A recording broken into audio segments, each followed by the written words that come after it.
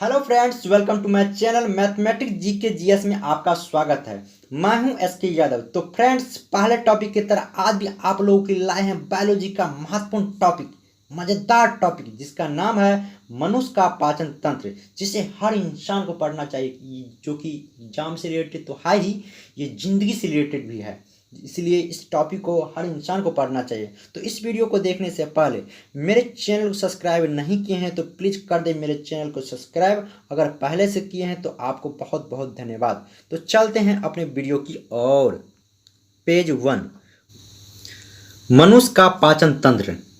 मनुष्य या सभी उच्च श्रेणी के जंतुओं में भोजन पचाने के लिए एक विशेष अंग होती है जिसे हम आहार नाल कहते हैं। दोस्तों, चाहे मनुष्य हो या जीव जंतु हो, उसे पचाने के लिए एक विशेष अंग भगवान दिया है। उसे हम क्या कहते हैं? आहार नाल कहते हैं। आहार नाल से संबंध कुछ पाचक ग्रंथियां होती है जो पचाने के लिए पाचक रस निकालती है, जिसके कारण भोजन पचता है। दोस्तों, आहार नाल जो होती है, ध्यान से सुनिए दोस्तों, आहार नाल जो होती है उससे संबंधित पाचक ग्रंथियां होती है, पाचक रस होती है। ये दोनों मिलकर भोजन को पचाता है। भोजन को क्या करता है? पचाता है। आहार नाल से संबंध पाचक ग्रंथियां और पाचन क्रिया, ये दोनों मिलकर, पाचक ग्रंथियां और पाचन क्रिया दोनों मिलकर पाचन तंत्र यानी डाइजेस्टिव सिस्टम का निर्माण करती है। क्या करती है? डाइजेस्टिव सिस्टम का निर्माण करती है। दोस्तों, विस्तार से समझिएगा तो ही आपको समझ में आएगा। अब हम पढ़ेंगे मनुष्य का आहार नाल समझेंगे। तो इस टॉपिक को अच्छी तरह से आप लोग समझिएगा। आहार नाल एक कुंडलित रचना है जिसकी लंबाई करीब 8 से 10 मीटर तक की होती है। यह मुख गुहा से शुरू होकर मलद्वार तक फैली होती है। यानी आहार नाल जो होती है उसकी लंबाई जो होती है 8 से 10 मीटर तक की होती है। यह मुख गुहा से शुरू होकर कहाँ तक होता है? मलद्वार तक फैली होती है। आहार नाल के विभिन्न भागों की संरचना तथा उनके कार्य निम्नलिखित है, जिसे हम बारी बारी से समझेंगे। दोस्तों, पहले समझेंगे मुख गुहा के बारे में। मुख गुहा आहार नाल का पहला भाग है। मुख गुहा जो होता है आहार नाल का क्या है? पहला भाग है। यह ऊपरी तथा निचले जबड़े से घिरी होती है। मुख गुहा जो होती है वो आहार नाल का पहला भाग है। यह ऊपरी तथा निचले जबड़े से घिरी होती है। कौन? मुख गुहा जो होती है ऊपरी तथा निचले जबड़े से घिरी होती है। मुख गुहा को बंद करने के लिए, मुख गुहा मतलब मुंह को बंद करने के लिए, यानी मुख गुहा को बंद करने के लिए 2 ऊपरी तथा निचले मांसल होठ होते हैं। क्या होते हैं? मांसल होठ होते हैं। मुख गुहा में जीभ तथा दांत होते हैं। मुख गुहा में क्या होते हैं? जीभ तथा दांत होते हैं। तो जानेंगे जीभ क्या होती है और दांत क्या होती है। तो पेज नंबर 2, जीभ। तो जीभ मुख गुहा के फर्श पर स्थित एक मांसल रचना है। इसका अगला सिरा स्वतंत्र तथा पिछला सिरा फर्श से जुड़ा होता है। जीभ जो होती है मुख गुहा के फर्श पर स्थित एक मांसल रचना है। इसका अगला सिरा स्वतंत्र तथा पिछला सिरा फर्श से जुड़ा होता है। जीभ। अब जानेंगे जीभ के ऊपरी सतह पर कई छोटे छोटे अंकुर होते हैं जिन्हें स्वाद कलियां कहते हैं। जीभ के ऊपरी सतह पर कई छोटे छोटे अंकुर होते हैं। जीभ जो होती है ना उसके ऊपर में छोटे छोटे अंकुर होते हैं। क्या होते हैं? अंकुर होते हैं जिन्हें हम क्या कहते हैं, स्वाद कलियाँ। क्या कहते हैं, स्वाद कलियाँ, स्वाद कलियाँ कहते हैं। इन्हीं स्वाद कलियों के द्वारा मनुष्य जो होते हैं ना, भोजन के विभिन्न स्वाद का पता चलाता है, जैसे मीठा, खारा, खट्टा, कड़वा आदि। जीव अपनी गति के द्वारा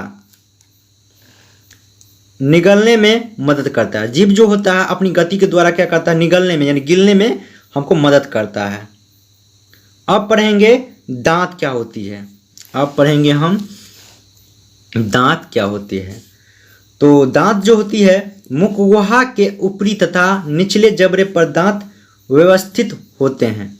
मुख गुहा के ऊपरी तथा निचले जबड़े पर दांत जो होती है क्या होती है, व्यवस्थित होते हैं। प्रत्येक दांत जबड़े के मसूड़े से जुड़ा होता है। प्रत्येक दांत क्या होता है, प्रत्येक दांत जबड़े के मसूड़े से जुड़ा होता है।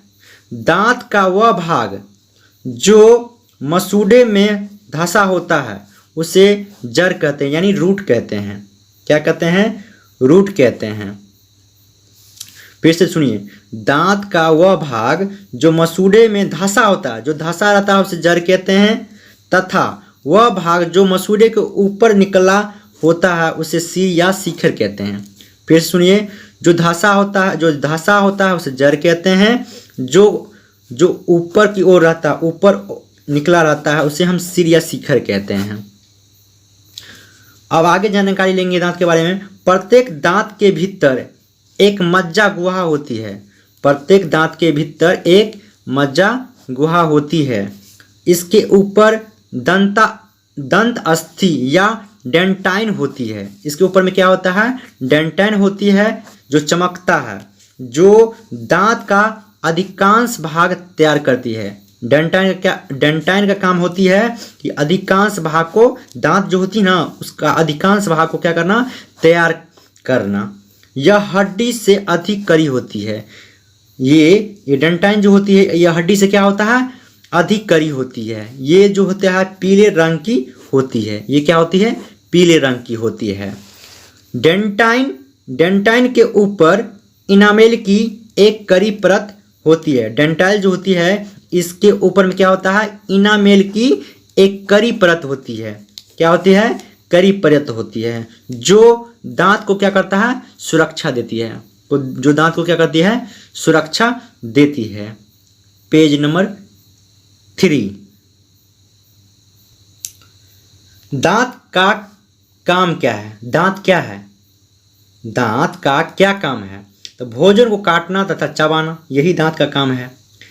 एक वयस्क मनुष्य के मुख गुहा में कुल 32 दांत होते हैं। एक स्वस्थ आदमी हो, एक आदमी हो, उसके मुंह में कितना दांत होते हैं, 32 दांत होते हैं। जो ऑब्जेक्टिव में पूछेंगे एक वयस्क मनुष्य के मुख गुहा में कुल 32 दांत होते हैं, जिससे 4 भागों में बांटा गया। दांत को कितने भागों में बांटा गया है, 4 भागों में बांटा गया है। दोस्तों फिर से सुनिए, दांत को 4 भागों में बांटा गया है।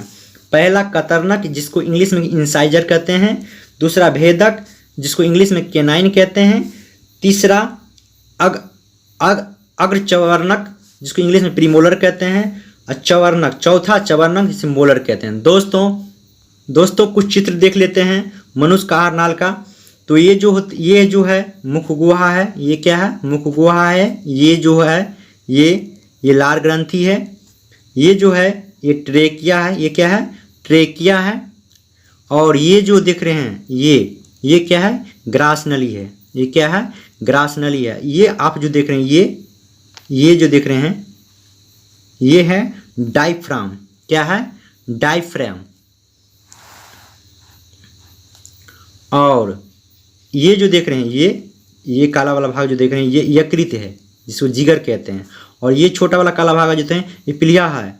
और ये जो देख रहे हैं ये वाला भाग इसको अमाशय कहते हैं। और ये उजला वाला भाग जो देख रहे हैं इसको अग्नाशय कहते हैं। क्या कहते हैं, अग्नाशय। ये यहाँ ये से लेकर ये यहाँ तक, यहाँ से लेकर इसको कोलन कहते हैं। क्या कहते हैं, कोलन कहते हैं। और ये जो छोटा वाला जो काला वाला जो है इसको पीत की थैली कहते हैं। इसको क्या कहते हैं? ये जो पीत की थैली है। और ये वाला ये जो देख रहे हैं ये वाला ये उजला वाला जाली टाइप का है, झिल्ली टाइप का, ये छोटी आंत है। छोटी आंत ये है, छोटी आंत बड़ी होती है और बड़ी आंत छोटी होती है। ये जो है देख रहे हैं ये बड़ी आंत है। और ये क्या है? ये जो देख रहे हैं आप ये रेक्टम है। ये क्या है? रेक्टम है। हेलो फ्रेंड्स, ऐसा ही वीडियो को देखने के लिए मेरे चैनल से जुड़े रहे। तब तक के लिए नमस्कार, फिर मिलेंगे नेक्स्ट वीडियो में।